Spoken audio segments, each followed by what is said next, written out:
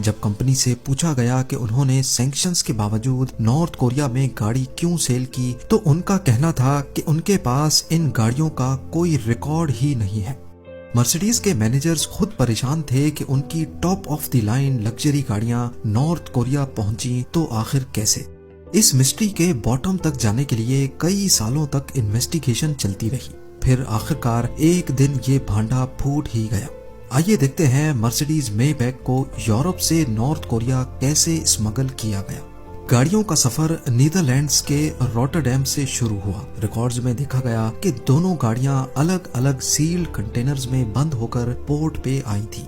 20 जून 2018 को ये दोनों कंटेनर्स एक कार्गो शिप में लोड होकर रवाना किए गए।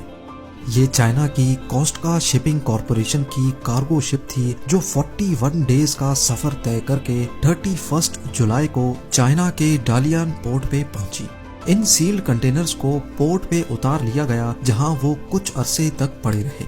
26 अगस्त को यानी ऑफलोड होने के 26 दिनों के बाद इन दोनों कंटेनर्स को एक दूसरी शिप में लोड करके जापान के ओसाका पोर्ट पे भेज दिया गया और फिर यहां से इनको एक और वेसल में लोड करके पुसान, जो कि साउथ कोरिया का एक पोर्ट है, वहां भेज दिया गया।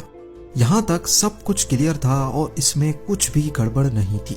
लेकिन इसके बाद मामला गड़बड़ होता गया। साउथ कोरिया से इन कंटेनर्स को एक और शिप में लोड किया गया जिसका नाम था DN5505।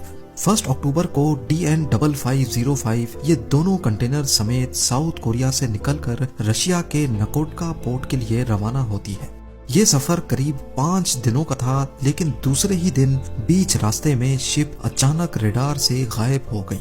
रिकॉर्ड में देखा गया कि 18 दिनों के बाद DN5505 दोबारा से रडार पे शो होती है, लेकिन अब वो रशिया से वापस साउथ कोरिया आ रही थी।